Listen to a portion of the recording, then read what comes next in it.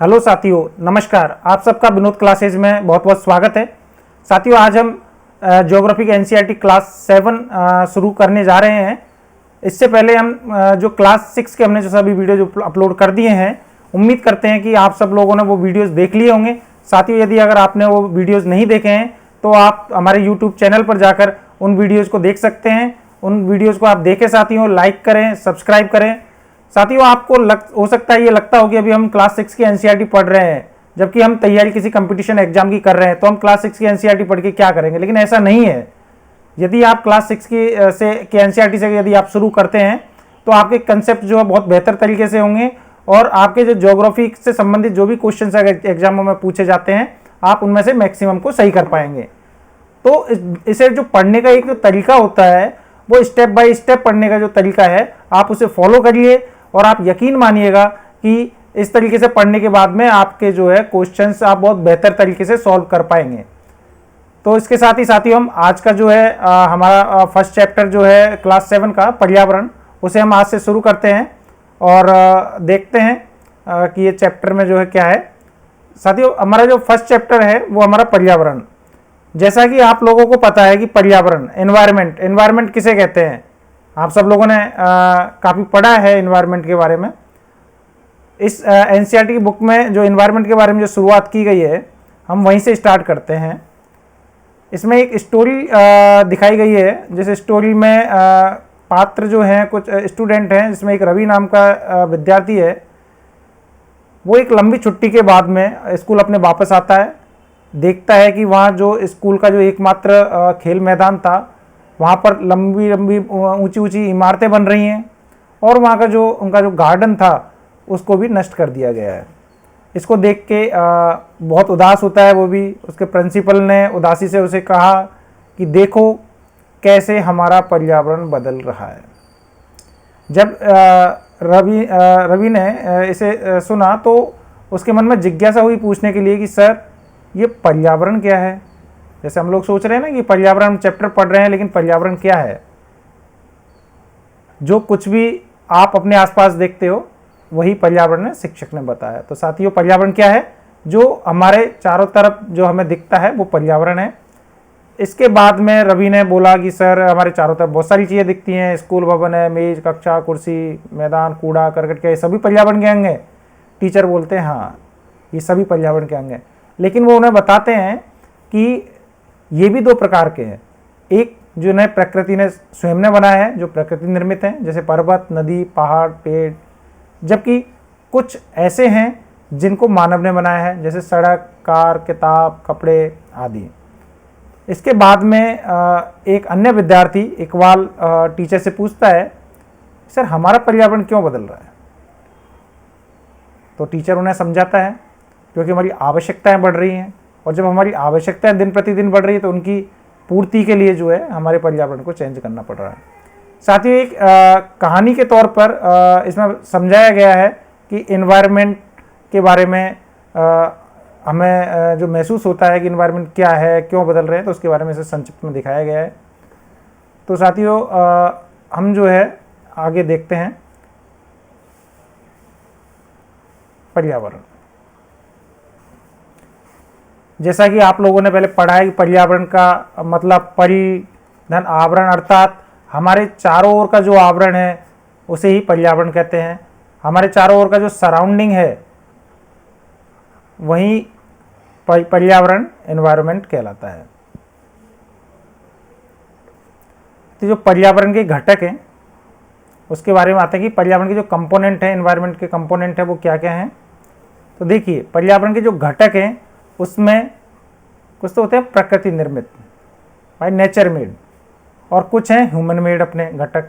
जो प्राकृतिक घटक हैं उसमें देखिए, आपने पिछली क्लास में पढ़ा है, आपने कक्षा 6 में जो पृथ्वी के प्रमुख परिमंडल पढ़े थे उसमें आपने अध्ययन किया स्थल मंडल, वायुमंडल, जल मंडल और जैव मंडल।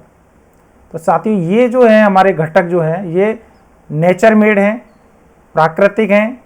वहीं इसके विपरीत जो मानव ने स्वयं जो चीज़ें विकसित की हैं, जैसे इमारतें हैं, बिल्डिंग, पार्क, पुल, सड़क, स्मारक, उद्योग आदि, ये चीज़ें इन्होंने स्वयं में बनाई हैं, वो हमारे मानव निर्मित घटक हैं।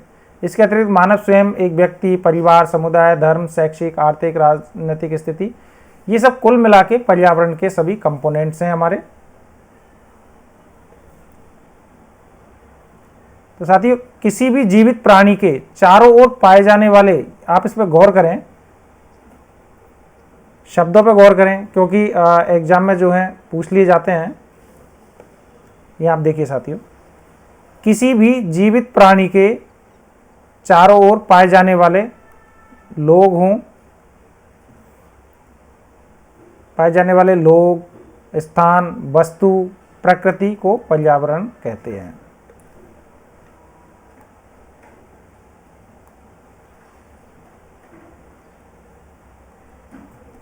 तो पर्यावरण जो है वो सराउंडिंग है, चारों ओर जो भी चीज़ें पाई गई हैं, चाहे वो मैन मेड हो, नेचर मेड हो, सभी जो है हमारे सराउंडिंग में जो चीज़ें हैं वो सब पर्यावरण के ही घटक हैं और उसे ही पर्यावरण कहते हैं साथियों। जैसे कि बताया गया, पर्यावरण के जो घटक हैं उसमें जो है आपके प्राकृतिक भी हैं और आपके मानव निर्मित भी हैं। साथ ही जो प्राकृतिक जो घटक हैं उसमें बताया गया, इसमें एक हमारा स्थलमंडल है जिसको लिथोस्फीयर कहते हैं, एक हमारा जलमंडल है जिसे हाइड्रोस्फीयर कहते हैं, एक हमारा वायुमंडल है जिसे एटमॉस्फेयर कहते हैं, और एक हमारा जैवमंडल है जिसे बायोस्फीयर कहते हैं। साथियों, ये सभी हमारे प्रकृति निर्मित घटक हैं। जैसा कि आपने पिछली क्लासों में पृथ्वी के प्रमुख परिमंडल में पढ़ा है कि स्थलमंडल अर्थात लिथोस्फीयर क्या है। जो पृथ्वी की जो ऊपरी सतह है वो हमारी लिथोस्फीयर है, जिसे क्रस्ट भी कहते हैं, जिस पे हम सब लोग रहते हैं। वहीं दूसरी ओर जो वायुमंडल है वो पृथ्वी के चारों ओर जो गैसीय आवरण है उसे वायुमंडल कहा जाता है। इसमें विभिन्न प्रकार की गैसें हैं, जलवाष्प, धूल के कण, ये सब सम्मिलित होते हैं। और जो जलमंडल जो है, जो हमारा जलीय राशि जो पाई जाती है, झील, सागर, महासागर, ये सब हमारे जलमंडल के पार्ट होते हैं। और जो जैव मंडल होता है जिसे बायोस्फीयर बोलते हैं, वो मंडल है जहाँ पर ये तीनों का कॉमन क्षेत्र होता है, अर्थात जहाँ पर आपका स्थलमंडल, वायुमंडल और आपका जलमंडल, जहाँ पर ये तीनों दशाएं पाई जाती हैं, लिथोस्फीयर की, हाइड्रोस्फीयर की और एटमॉस्फेयर की, यही आपका जो है वो जैव मंडल कहलाता है साथियों। और यहीं जो है जीवन की पर्याप्त संभावनाएं पाई जाती है। जैसा कि आप लोगों को पता है, पृथ्वी ही संभवतः है एकमात्र ऐसा ग्रह है जिस पर जीवन की दशाएं पाई जाती है। और ये जो जीवन की दशाएं पाई जाने का जो मुख्य कारण है वो हमारे यहाँ का पर्यावरण है। और पर्यावरण में भी हमारे यहाँ के जो वायुमंडल है उसमें ऑक्सीजन पाई जाती है, जो कि जीवन के लिए बहुत ही महत्वपूर्ण है। तो साथियों, पर्यावरण के जो घटक हैं इनको हमने अभी देखा है। ये देखिए साथियों, इन्हें दो प्रकार की कैटेगरी में भी, इनमें भी बांट सकते हैं कि एक जीवीय हैं, दूसरे अजीवीय, अर्थात एक बायोटिक जिनमें जीवन पाया जाता है और दूसरा एबायोटिक जिनमें जीवन नहीं पाया जाता है। उस प्रकार से भी जो है इन्हें कैटेगराइज किया जा सकता है।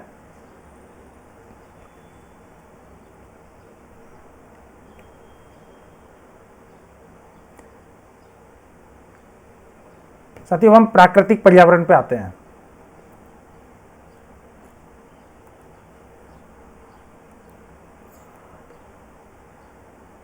प्राकृतिक पर्यावरण साथियों, इससे पहले हम इसे देखें, इस बॉक्स में जो दिया हुआ है पर्यावरण यानी एनवायरमेंट शब्द की उत्पत्ति इसमें दिया हुआ है फ्रेंच शब्द एनवायरोनेर। फ्रेंच शब्द एनवायरोनेर से ही एनवायरमेंट शब्द की उत्पत्ति हुई है, जिसका अर्थ है पड़ोस। और एनवायरमेंट क्या होता है साथियों? हमारा एनवायरमेंट होता है हमारा सराउंडिंग, जो हमारे चारों ओर का जो परिवेश है, जो हमारे चारों ओर जो पाया जाता है, उसे ही पर्यावरण कहते हैं। इसके अंदर अब हम प्राकृतिक पर्यावरण के बारे में चर्चा करें तो प्राकृतिक पर्यावरण के बारे में देखिए आप, जो स्थलमंडल अर्थात जहाँ पे भूमि है, जलमंडल जहाँ जल है, वायुमंडल जब वायु पाई जाती है, उसके अलावा जो हमारा जैव मंडल है जहाँ पे जीवन पाया जाता है, पेड़ पौधे, जीव जंतु, ये सब मिलकर जो है हमारा वो प्राकृतिक पर्यावरण बनाते हैं। तो साथ ही इन सब के बारे में हम पिछली क्लास में पढ़ चुके हैं। जो हमारा स्थलमंडल है ये पृथ्वी ठोस पटी या कठोर ऊपरी परत है जिसको स्थलमंडल कहते हैं, चट्टान एवं खनिजों से बना होता है, ये आप देख चुके हैं। इसके साथ ही आपने स्थलाकृति, आपने लैंड फॉर्म्स का चैप्टर भी आपने क्लास 6 में पढ़ा है। साथियों इसीलिए हम आपसे कहते हैं कि आप इसे स्टेप बाय स्टेप पढ़िए, क्योंकि जो क्लास 6 में जो हमने पढ़ा है उन्हीं का जो आगे का वर्जन है वो आगे की क्लासों में दिया हुआ है।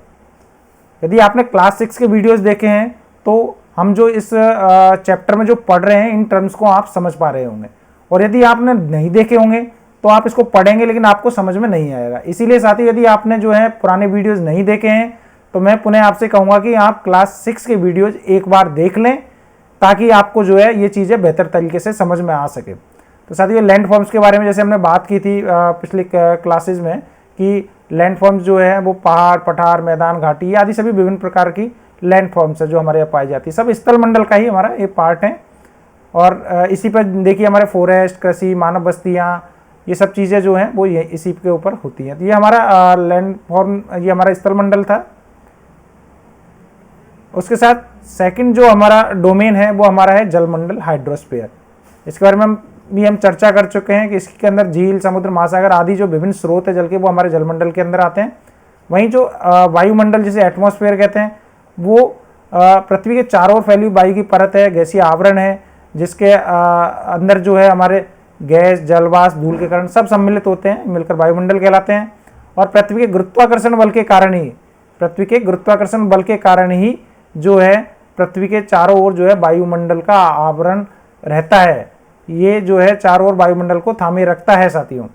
इसके अतिरिक्त हमने बताया था आपको कि वायुमंडल के अंदर भी जो है 5 लेयर हैं। जब हम नीचे से ऊपर जाते हैं क्षोभ मंडल से स्टार्ट करते हैं, क्षोभ मंडल, समताप मंडल, मध्य मंडल जो आपका है, उसके बाद में आपका आयन मंडल था, बहिर्मंडल था। इस प्रकार से हमारे जो है 5 लेयर्स थी। तो साथियों ये आपको याद होनी चाहिए, पिछली क्लास में हम पढ़ चुके हैं। आपको पता है समताप मंडल के जो ऊपरी भाग है उसमें ओजोन मंडल जो है, वहाँ पर जो ओजोन गैस पाई जाती है वो पराबैंगनी किरणों से हमारी रक्षा करती है। तो ये इस प्रकार की जो चीज़ें हैं वो आप ज़रूर देखें। साथ ही देखिए हमारे एनवायरनमेंट के डोमेन के बारे में बताया गया है। जैसा कि हमने अभी चर्चा की, स्थल मंडल ये हमारा देखिए लिथोस्फीयर है।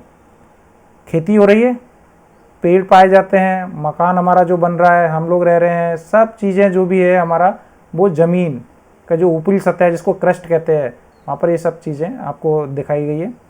जलमंडल में आप देख सकते हैं कि समुद्र जो है, सागर जो है वो दिखाया गया है। और वहीं जो वायुमंडल है उसमें जो वायु की जो लेयर्स हैं उनको दिखाया गया है। तो साथियों जैव मंडल ये हमारा जो बायोस्फीयर है ये हमारी एक इम्पोर्टेंट टर्म है, उसके बारे में पता होना चाहिए। जैव मंडल हमारा वो क्षेत्र है जहाँ पर वायुमंडल भी है, जलमंडल भी है और स्थल मंडल भी है, मतलब तीनों का जो कॉमन क्षेत्र है वो हमारा जैव मंडल है। और यहीं पर जो है जीवन की पर्याप्त संभावनाएं पाई जाती है। इसके अलावा आप देख चुके हैं कि इसकी जो एनवायरनमेंट शब्द की उत्पत्ति है वो एनवायरोनर शब्द से हुई है, जिसका अर्थ है पड़ोस, अर्थात हमारा जो सराउंडिंग है, नेबर्स हैं।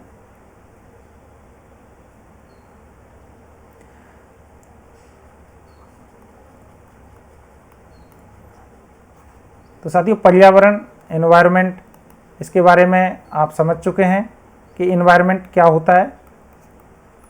एनवायरनमेंट हमारा सराउंडिंग है, जो हमारे चारों ओर जो भी पाया जाता है वही हमारा पर्यावरण है। और ये आपका प्राकृतिक भी नेचर मेड है, तो उसके साथ साथ जो मैन मेड भी है। नेचर मेड के अंदर आपने देख चुके हैं जो हमारा स्थलमंडल वाला भाग है, जो हमारा जलमंडल वाला भाग है, जो हमारा वायुमंडल वाला भाग है, जो इनके तीनों जो कॉमन है, जो हमारा जैवमंडल वाला भाग है, ये सब प्राकृतिक पर्यावरण के भाग हैं। वहीं जो मानव निर्मित पर्यावरण है, जो मानव ने जो है अपनी आवश्यकताओं के हिसाब से जो परिवर्तन किए हैं, जो बिल्डिंग बनाई है, सड़कें बनाई हैं, या जो भी चीज़ें इन्होंने डेवलप की है वो आपका जो है मानव निर्मित पर्यावरण आता है। तो साथ ही हमारा वायुमंडल हम देख चुके थे, जैवमंडल हो ही चुका है हमारा, कि पृथ्वी का वह संकीर्ण क्षेत्र जहाँ पर स्थलमंडल, जलमंडल और वायुमंडल तीनों पाए जाते हैं, जीवन की संभावनाएं पाई जाती है, वही हमारा जैवमंडल है। साथ ही ये एक इम्पॉर्टेंट टर्म है इकोसिस्टम। काफ़ी बार इसमें बहुत कन्फ्यूजन होता है कि जो हमारा एनवायरनमेंट है, जो हमारा जो इकोसिस्टम है, इनमें क्या अंतर है। तो साथ ही आज हम आपको इस चीज़ के बारे में बताते हैं। ये देखिए, ये जो पारितंत्र है इसको इंग्लिश में इकोसिस्टम भी कहते हैं। साथ ही बहुत इंपॉर्टेंट है, काफ़ी क्वेश्चन जो है इस चैप्टर से आते हैं और इनकी जो डेफिनेशंस क्लियर नहीं होने के कारण हमारे काफ़ी सवाल गलत भी हो जाते हैं साथियों। तो हमारा एक शब्द था हमारा पर्यावरण, एक है हमारा पारिस्थितिकी तंत्र, इकोसिस्टम। साथियों, जैसा कि हमने पर्यावरण के बारे में बताया कि सराउंडिंग जो हमारे चारों ओर है वो पर्यावरण है, और जो पारिस्थितिकी तंत्र जो इकोसिस्टम है साथियों, इसके अंदर जो चीज़ें हैं, इसके अंदर जो घटक पाए जाते हैं, जो पर्यावरण के जो घटक हैं, उनमें इनमें इस पारिस्थितिकी तंत्र के अंदर वो घटक जो होते हैं वो आपस में अंतर संबंधित रहते हैं, आपके इंटर रिलेटेड रहते हैं और आपस में अंतर क्रिया भी करते हैं। ये एक इम्पॉर्टेंट चीज़ है जो इकोसिस्टम के अंदर पाई जाती है। साथियों, डेफिनेशन देखें, वह तंत्र, वह सिस्टम जिसमें समस्त जीवधारी आपस में एक दूसरे के साथ, देखिए ये इंपॉर्टेंट है, एक दूसरे के साथ तथा पर्यावरण के उन भौतिक तथा रासायनिक कारकों के साथ परस्पर क्रिया करते हैं, इंटरेक्शन करते हैं, जिसमें वे निवास करते हैं। ये सब ऊर्जा और पदार्थ के स्थानांतरण द्वारा संबद्ध है। तो साथ ही ये जो इम्पोर्टेंट चीज़ें हैं वो हमारे इकोसिस्टम को समझने के लिए वो यही है कि इकोसिस्टम के अंदर जो इसके घटक है, जो इसके कंपोनेंट हैं, जो पारिस्थितिकी तंत्र के जो घटक जो पाए जाते हैं, उन घटकों में आपस में अंतर संबंध होता है और उसके साथ साथ अंतर क्रिया भी करते हैं वो आपस में। इसे ही पारिस्थितिकी तंत्र कहते हैं। साथ ही मैं पुनः स्पष्ट करता हूं आपको, पारिस्थितिक तंत्र जो इकोसिस्टम है, साथ ही बहुत आराम से समझिए आप, इसमें ज़्यादा कुछ नहीं है, बस कंसेप्ट है जो क्लियर होंगे तो हमारे समझ में आ जाएंगे, तो हमें बहुत ज़्यादा चिंता करने की ज़रूरत नहीं है। सिंपल चीज़ें हैं। पर्यावरण के बारे में बताया गया है। पर्यावरण जो आपका सराउंडिंग है, आपके चारों ओर का जो भी परिवेश है वो आपका पर्यावरण होता है। वो प्राकृतिक भी होता है, जैसे स्थलमंडल, जलमंडल, वायुमंडल, जैव मंडल, तो वो मानव निर्मित भी हो सकता है। कोई बिल्डिंग हो सकती है, कोई सड़क, कोई पुल, जो भी मानव ने अपनी आवश्यकताओं की पूर्ति के लिए जो बनाए हैं वो आपके मानव निर्मित पर्यावरण के पार्ट हो जाते हैं। तो इसके बाद में जो सेकंड चीज आती है वो है हमारा इकोसिस्टम, जो पारिस्थितिक तंत्र। साथियों, पारिस्थितिकी तंत्र में जो हमें ध्यान देने वाली बात है वो यही है कि पारिस्थितिक तंत्र के अंदर जो इसके घटक होते हैं, अर्थात जो जैविक घटक और जो अजैविक घटक जो पाए जाते हैं, इनमें आपस में अंतर संबंध होता है, ये आपस में इंटर रिलेटेड रहते हैं। इसके साथ साथ जो है ये परस्पर क्रिया भी करते हैं, इंटरेक्शन भी करते हैं। साथियों, ये हमारी एक इम्पॉर्टेंट चीज़ है कि हमारा जो इकोसिस्टम है, इसके जो घटक होते हैं ये हमारे जो है अंतर संबंधित रहते हैं, जिसे हम इंटर रिलेटेड बोलते हैं, और इसी के साथ साथ ये जो है हमारी अंतर क्रिया भी करते हैं, जिसे जिसे इंटरेक्शन बोलते हैं, ये भी एक करते हैं। और जो हमारे जो पारिस्थितिक तंत्र के जो हमारे घटक है साथियों, पारिस्थितिक तंत्र के घटक को जैविक घटक व अजैविक घटक के रूप में डिवाइड किया जाता है। जैविक घटक को जो है इंग्लिश में बायोटिक कंपोनेंट बोला जाता है, और वहीं अजैविक घटक को जो है एबायोटिक कंपोनेंट बोला जाता है। इसको और हम आगे देखते हैं। ये देखिए साथियों, जो हमारा पारिस्थितिक तंत्र है, अर्थात जो हमारा इकोसिस्टम है, इसके जो घटक होते हैं, अर्थात इसके जो कंपोनेंट्स हैं, एक देखिए आपका अजैविक घटक है, अर्थात जिनमें जीवन नहीं पाया जाता है साथियों। इसको इंग्लिश में जो है एबायोटिक कंपोनेंट बोला जाता है। और वहीं एक दूसरा जो है वो जैविक घटक भी होता है, जिनमें जीवन पाया जाता है, इसे बायोटिक कंपोनेंट बोलते हैं। और एक जो है हमारा ऊर्जा घटक भी होता है साथियों।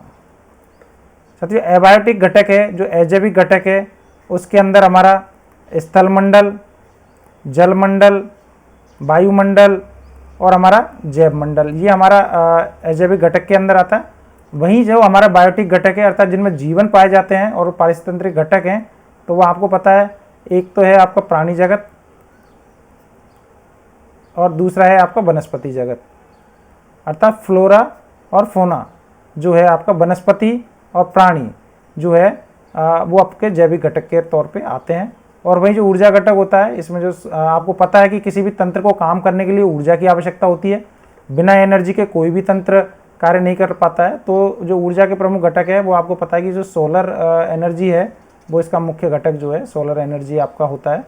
तो ये आपके मुख्य घटक है। तो साथियों पारिस्थितिक तंत्र के अंदर जो हमें ध्यान रखना है इकोसिस्टम के अंदर, वो यही है मेन चीज कि पारिस्थितिक तंत्र के अंदर जो घटक है, एक तो वो अंतर संबंधित होते हैं, अर्थात इंटर रिलेटेड होते हैं आपके। ऐसा नहीं है कि बिल्कुल सेपरेट है, आपके इंटर रिलेटेड है। सेकंड चीज ये है कि ये जो कंपोनेंट है इनके अंदर आपकी अंतर क्रिया भी होती है, इंटरेक्शन भी करते हैं ये आपस में। यही चीज जो है पारिस्थितिक तंत्र को पर्यावरण से डिफरेंट आपका बनाती है। यहाँ पर्यावरण के अंदर हम केवल सराउंडिंग्स की बात करते हैं, चारों ओर के परिवेश की बात करते हैं, वहीं पारिस्थितिक तंत्र के अंदर जो हम इसके घटक हैं उनके इंटर रिलेशन, अंतर संबंध एवं उनके बीच में होने वाले अंतर क्रिया अर्थात इंटर एक्शन का भी हम इसके अंदर बात करते हैं। साथियों उम्मीद करता हूँ कि आपको ये पारिस्थितिक तंत्र जो है और पर्यावरण जो है इसके मध्यम जो अंतर है वो आपको समझ में आ पाया होगा। अब हम आगे देखते हैं साथियों हम धीरे धीरे चल रहे हैं, हम आराम से जो है हमारी जो एनसीईआरटी क्लास के अंदर जो चैप्टर्स के अंदर जो दिया गया है कंटेंट, हम उसी के साथ चल रहे हैं।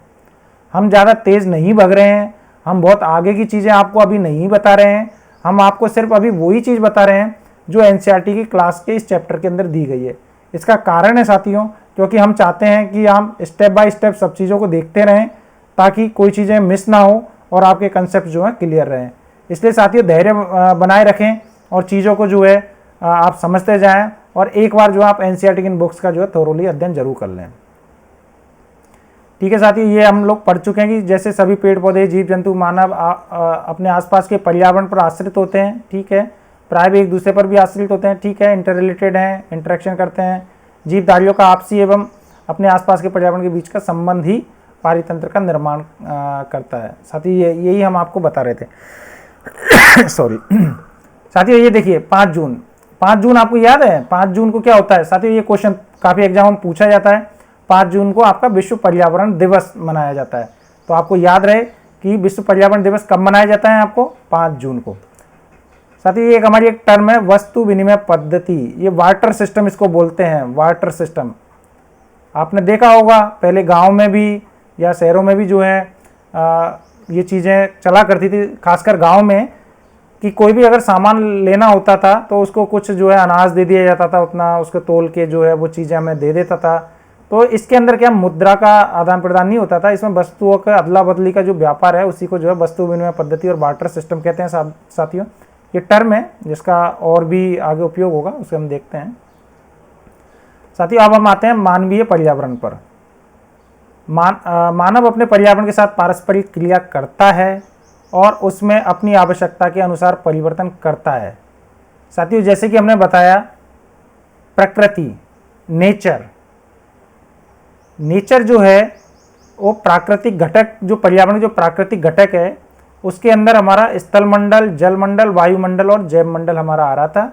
मानव भी जो है प्राकृतिक घटक का एक हिस्सा होता है जिसमें, लेकिन मानव ने अपनी आवश्यकताओं की पूर्ति के लिए धीरे धीरे प्राकृतिक घटकों में परिवर्तन करना चालू कर दिया और उन्होंने जो है मैन मेड एनवायरनमेंट, मानवीय पर्यावरण जो है उसको बनाया है उन्होंने। तो साथियों जैसे आपको पता है कि प्रारंभ में जो मानव था वो सिंपल एवं जंगलों में रहता था और जो है फल फूलों को वो खाता था। धीरे धीरे जिस प्रकार से परिवर्तन हुआ, वो फसल को उगाना सीखा, पशुपालन जब करना सीखा तो उसके साथ धीरे धीरे उसका स्थायी जीवन जो है वो जीने लगा। इसके बाद में जो पहिए का जो आविष्कार हुआ तो उसने उनकी ज़िंदगी और ज़्यादा बदल दी मनुष्य की, और उससे जो है आवागमन की चीज़ें विकसित हुई। उसके साथ साथ जो औद्योगिक क्रांति थी, औद्योगिक क्रांति होने पर जो है उत्पादन जो है बहुत बड़े स्तर पर होने लगा। फैक्ट्रियों में जो उत्पादन लार्ज स्तर पर होता था, पहले जब मानव अपने हाथों से बनाता था वहीं फैक्ट्रियाँ जो है चीज़ों का उत्पादन करना चालू कर दिया। तो आप समझ सकते हैं साथियों कि इसमें भी देखिए औद्योगिक क्रांति में जो उद्योग है उनको भी कच्चा माल चाहिए। कच्चा माल कहाँ से आएगा? वो भी प्रकृति के संसाधनों से, प्राकृतिक संसाधनों से ही आता है। तो इस प्रकार से जो चीज़ें थी समय के साथ मानव ने जो है अपने को पर्यावरण के जो तत्व हैं उनके अंदर परिवर्तन करना चालू कर दिया। और इस कारण से साथियों जो एक संतुलन था, जो नेचर और जो मैन मेड जो चीज़ें थी उनके अंदर जो संतुलन था उसको भी औद्योगिक क्रांति के बाद में वो संतुलन भी काफ़ी हद तक बिगड़ गया है। और इसी यही कारण है कि जो हमारा जो पर्यावरण है वो हमारा डिग्रेड होने के बाद में जो काफ़ी जो समस्याएं वर्तमान में वो उत्पन्न होती है, उसका मुख्य कारण जो है जो हमारा एनवायरमेंटल जो बैलेंस था उसका गड़बड़ा जाना है, उसका मुख्य कारण है। तो प्राकृतिक एवं मानवीय पर्यावरण के बीच सही संतुलन का होना बहुत आवश्यक है साथियों। इसीलिए जो है कोशिश की जाती है कि जो पर्यावरण का जो डिग्रेडेशन हो रहा है वो ना हो और उसको जो है संरक्षित करके रखा जाए और कोशिश किया जाए कि एनवायरनमेंट फ्रेंडली ही एक्टिविटीज़ हों। तो साथियों ये हम पढ़ चुके हैं। तो इसी के साथ हमारा जो है ये चैप्टर कंप्लीट होता है साथियों। तो ये हमारा आज का जो फर्स्ट चैप्टर है क्लास 7 का वो हमारा कंप्लीट होता है। उम्मीद करते हैं आपको चीज़ें समझ में आई होगी। एक बार हम इसके पीछे के जो क्वेश्चंस को देख लेते हैं। पारितंत्र क्या है, इकोसिस्टम क्या है, तो आपको इस चीज़ के बारे में बताया साथियों हमने। इकोसिस्टम किसे कहते हैं, प्राकृतिक पर्यावरण से आप क्या समझते हैं, अब आप इस चीज़ को समझ चुके हैं। पर्यावरण के जो प्रमुख घटक है उसके बारे में हम चर्चा कर चुके हैं। मानव निर्मित पर्यावरण के जो 4 उदाहरण दीजिए, तो मैन मेड चाहे बिल्डिंग है, ब्रिज है, जो भी चीज़ें हैं जो मानव ने बनाई अपनी सुविधा के लिए वो मानव निर्मित पर्यावरण का हिस्सा है। स्थलमंडल लिथोस्फीयर के बारे में हम बात कर चुके हैं। और जीवीय पर्यावरण के 2 प्रमुख घटक हैं उसे हम बता चुके हैं आपको। जैव मंडल बायोस्फीयर के बारे में बात कर लिया। तो इस प्रकार से आप जो है साथियों ये सभी चीज़ों को आप हल कर पाएंगे। आप वीडियोज़ को देखिए और आप जो बुक्स का गहनता से अध्ययन करिए साथियों। आप जितना एनसीईआरटी की बुक्स का अध्ययन करेंगे, जितनी बार पढ़ेंगे, आपको ऐसा महसूस होगा कि हर बार पढ़ने पर आपको कुछ नया मिल रहा है साथियों। हो सकता है पहली बार हमें पढ़ने पर पूरी चीज़ें समझ में ना आए, लेकिन जब आप धीरे धीरे इन चीज़ों को पढ़ेंगे तो आपकी एक अच्छी समझ विकसित होगी। और आप जो है क्वेश्चंस को लगा के देखिए। आप पिछले जो वर्ष में जो भी एग्जाम्स के अंदर क्वेश्चन आए हैं, आप इन चैप्टर्स को पढ़ने के बाद में इन चैप्टर से संबंधित जो क्वेश्चंस हैं आप उनको देखें तो आप समझ पाएंगे कि क्वेश्चंस भी इन्हीं बुकों से आते हैं। जो ऑथेंटिक बुकें हैं, जो एनसीईआरटी की जो बुक्स हैं वो बहुत ऑथेंटिक बुकें हैं। अधिकतर क्वेश्चंस आपको यहाँ से मिल जाते हैं। और साथियों ऐसा नहीं है कि हम अभी सिर्फ एनसीईआरटी की बुक्स को हम देख रहे हैं तो हम आगे जो है और चर्चाएं नहीं करेंगे साथियों। अभी हम सिर्फ एनसीईआरटी की बुक्स को इसलिए देख रहे हैं क्योंकि हम चाहते हैं कि आप जो स्टेप बाय स्टेप स्टडी करें और एनसीईआरटी की बुक्स का एक बार थोरोली आप स्टडी कर लें। जब हमारे ये एनसीईआरटी के सेशंस ख़त्म हो जाएंगे उसके बाद में हम जो है आपके लिए ज्योग्राफी के पूरे लेसन्स लेके आएंगे, जिसमें इस प्रकार के एनसीईआरटी की बुक्स का अध्ययन ना करके ओवरऑल जो है वो अध्ययन आपको कराया जाएगा। तो साथियों आप निरंतर हमारे इस चैनल पर बने रहिए। आप वीडियोस देखिए, आप उनको लाइक कीजिए, सब्सक्राइब कीजिए। हम आपके लिए जो है निरंतर और भी अच्छे से अच्छे वीडियोस लेके आएंगे जो आपको आपकी तैयारी में सहायता कर सके। तो साथियों उम्मीद करते हैं आपको वीडियो पसंद आया होगा। आप इसे चैनल को लाइक करें, सब्सक्राइब करें। इसी के साथ जो है हम आज का जो लेक्चर इसको समाप्त करते हैं। आप सब लोगों का थैंक